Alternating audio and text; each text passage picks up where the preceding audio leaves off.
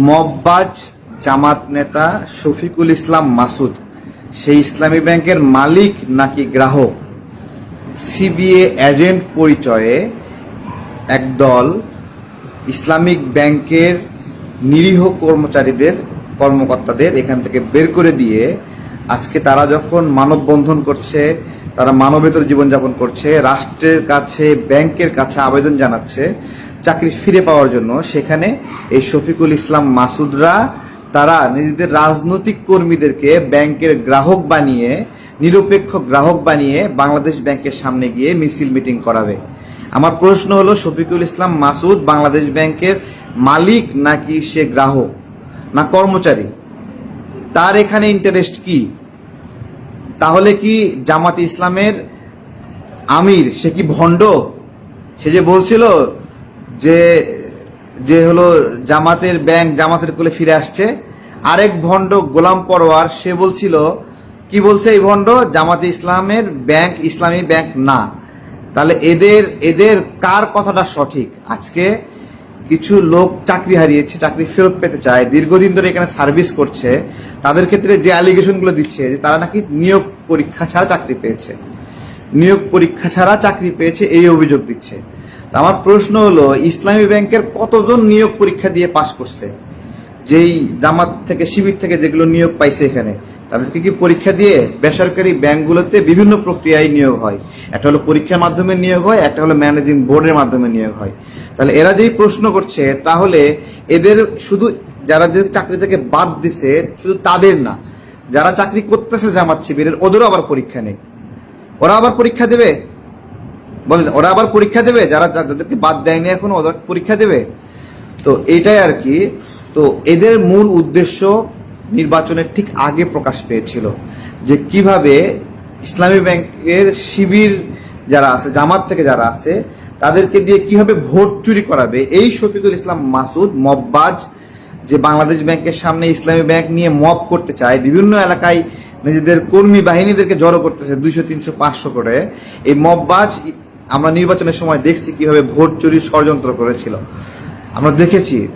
এটা খুব কপাল ভালো বাংলাদেশের, এই জন্য এই মববাজরা নির্বাচনে অংশগ্রহণ করতে পারেনি। এবং আরো গুরুত্বপূর্ণ বিষয়, যে জায়গাতে এরা মার খেয়েছে সেটা হলো ব্যারিস্টার আরমানের কার্যক্রমে সেটা প্রকাশ পেয়েছে। নির্বাচনের আগে বিকাশে লেনদেন করতে পারে নাই, মাথা গেছে ঘুরে, এবং NPSBF নাকি যেটা আছে, যেটা ব্যাংকিং ট্রান্সফার যেটার মাধ্যমে হয় বিকাশে, ওইটাও বন্ধ করে দিয়েছিল। এই সব কিছু করে মাথা ঘুরে গিয়ে এরা এখন নগদ কোম্পানিকে কিনতে যাচ্ছে, যাতে করে ওই সামনে যে নির্বাচন আছে ওইটা নিয়ে এখন থেকে প্ল্যানিং করছে যে সরকারি নগদ যদি কিনে নিতে পারে তাহলে নির্বাচনের আগে ওই ভোটটা কিনতে পারবে। এবং দেখেন, এরা যে জায়গায় ভোটগুলোতে ভালো করছে, সব জায়গায় গরিব মানুষের সংখ্যা বেশি, গরিব মানুষগুলোকে টাকা দিয়ে ভোট কিনে আজকে এই অবস্থায় আসছে। এই মববাজগুলো বাংলাদেশ ব্যাংকের সামনে দলীয় যে, আমি আপনাদেরকে বলছি, দেখেন আপনারা মাইন্ড করবেন না, যেহেতু শফিকুল ইসলাম মাসুদ তার এই নির্দেশনা তাদের রাজনৈতিক গ্রুপগুলোতে দিছে যে একটা ব্যাংক দেখেন, এই ব্যাংকে যখন তারল্য সংকট হয় তখন দায় নিতে হয় বাংলাদেশ ব্যাংকে। যখন এটার ঋণ খেলাপি হলো তখন বাংলাদেশ ব্যাংকে দায় নিয়ে টাকা প্রিন্ট করে দিয়ে গ্রাহকদের চাহিদা পূরণ করতে হয়েছে এই ইসলামী ব্যাংকের। তাহলে দায় যদি বাংলাদেশ ব্যাংক নেয়, দায় নিবে বাংলাদেশ ব্যাংক, আর মিষ্টি খাবে শফিকুল ইসলাম মাসুদরা। হ্যাঁ, এই নির্বাচনে কত কোটি টাকা যে এখানে লুটপাট করছে এই ব্যাংকিং থেকে, তার কোনো হিসাব আছে? তা তদন্ত হওয়া লাগবে না? তদন্ত করতে দেবে না এরা। ওই যে মব সৃষ্টি করতেছে বিভিন্ন জায়গা থেকে, ওদের রাজনৈতিক গ্রুপ থেকে যেহেতু লোক ভাড়া করতেছে ওরা, তাই আমি রাষ্ট্রকে অনুরোধ করব, আপনারাও যেহেতু রাজনৈতিক লোকেরা এটা নিরপেক্ষ গ্রাহক সাজে আসতেছে, আপনারাও রাজনৈতিকভাবে তাহলে মোকাবেলা করার জন্য প্রস্তুতি নেন। এবং এই ব্যাংকটা খুলছেই এমনভাবে করছে যে জামাত শিবিরের লোকদেরকে নিয়োগ দিবে, তাদেরকে দিয়ে নির্বাচন ম্যানিপুলেট করবে, তাদেরকে দিয়ে ইচ্ছা মতো তারা অর্থনৈতিক কারসাজি করবে। এই যে নাবিল গ্রুপ, জামাতের গ্রুপ না, জামাতের রাজশাহী যে কর্মসূচি ছিল সেখানে নাবিল গ্রুপের চেয়ারম্যান করছে না, কিভাবে ঋণটা নিছে, কিভাবে জামাতে এই গ্রুপ কিভাবে ঋণ নিছে? নামকা ওয়াস্তে একটা কোম্পানিকে, একটা প্রতিষ্ঠানকে, যেখানে কোম্পানির কোনো অস্তিত্ব নাই, এরকম শাখা খুলে তারা করেছে। ওরা অনেকে ওই যে কি এসএলএম গ্রুপের নাম দেয়। এসএলএম গ্রুপের কাছে এই ব্যাংকের তদারকির দায়িত্ব কে দিছে? জামাত দিছে না? আবার যখন ইসলাম গ্রুপ চলে গেছে এখান থেকে, তখন নাবিল গ্রুপ সহ বিভিন্ন গ্রুপকে সংযুক্ত করে কে গেছে? ইসলাম গ্রুপ করে গেছে না? করে গেছে না? কিন্তু আমার প্রশ্ন হলো, এই যে করতেছে, একটা ব্যাংকে জনগণের টাকা রাখতেছে, কিন্তু নিয়োগ দিবে হলো, টাকা নেবে জনগণের, নিয়োগ দিবে হলো জামাত শিবিরের, এটা কি মানবিকতা? এটা কি মানবিকতা? হ্যাঁ? তো এই যে গ্রুপ যারা কোরবানির গোশত মানুষকে দেওয়ার ক্ষেত্রে চিন্তা করে, জামাত করে কিনা, এই যে করাইল বস্তিতে যখন দুর্ঘটনা ঘটতেছে না, খুঁজে খুঁজে খুঁজে খুঁজে ছোট লোকগুলো ঠিক ওদের নেতাকর্মী যারা তাদের কাছে গিয়ে ত্রাণ পৌঁছাইছে, অন্য কারো কাছে দেয়নি, অন্য কারো কাছে দেয়নি। কিন্তু নির্বাচনের সময় ঠিকই আবার যায় 10,000-15,000 করে দিয়ে ভোট করার চেষ্টা করতেছে, কিন্তু করাইল বস্তির মানুষ এদেরকে ভোট দেয়নি। তো এই যে অর্থনৈতিক একটা প্রতিষ্ঠান খুলে ইচ্ছামতো লুটপাট করবে, ইচ্ছামতো নিজেদের লোক নিয়োগ দিবে, ওদের সমর্থন না করে তাদেরকে বের করে দিবে, কেন এই লোকগুলোকে কেন চাকরিচ্যুত করছে জানেন? শুনবেন আপনারা, ওদের একটা সিস্টেম আছে যে ওদের ওখানে চাকরি করতে হলে ইয়ানত দিতে হবে। এর আগে আমরা দেখছি না, বিভিন্ন গণমাধ্যমে আসছে, জুলকারনাইন সাহেব ভাই দেখাইছে না, যে ইয়ানত না দেওয়ায় ব্যাংক কর্মকর্তার হাত ভেঙে দিছে, মারধর করছে। আপনারা খেয়াল করেননি যে ইয়ানত কালেকশন করতে গেছে, একজন কর্মকর্তা বলছে আপনারা এইভাবে কালেকশন করেন না, আমরা কালেকশন করে দিচ্ছি একসাথে। মারধর করছে, মারধর করছে। তাহলে ওদের টার্গেটই যে এই ব্যাংকে চাকরি করতে হলে ওদেরকে ইয়ানত দিতে হবে। ইয়ানত কি? ব্যাংকে চাকরি বেতন পাবে, সেখান থেকে 5%, 10% নিবে, ওদেরকে দিতে হবে। ওদের জাকাত কালেকশনের নতুন সিস্টেম চালু করছে, যে ওদেরকে দিলে জাকাত আদায় হয়ে যাবে, ফেতরা আদায় হয়ে যাবে জামাতকে টাকা দিলেই। আবার তো নামাজ রোজা না পড়লেও সব হয়ে যায়, পার পেয়ে যাবে, কারণ ও জামাত করে।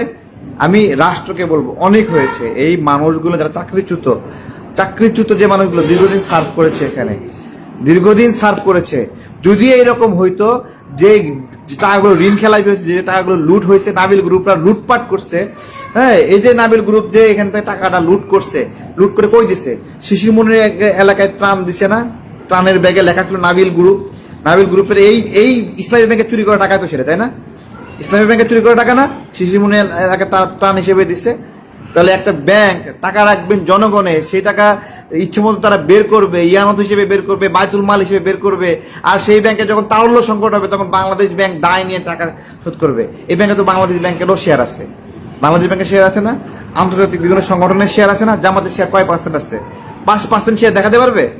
একটা ষড়যন্ত্র করছিল যে নাবিল গ্রুপ এখান থেকে ঋণ নেবে, ঋণ নিয়ে ওই ঋণ নেওয়ার টাকা আবার ইসলামী ব্যাংকে বিনিয়োগ করে দেখাবে যে ইসলামী ব্যাংকের মালিক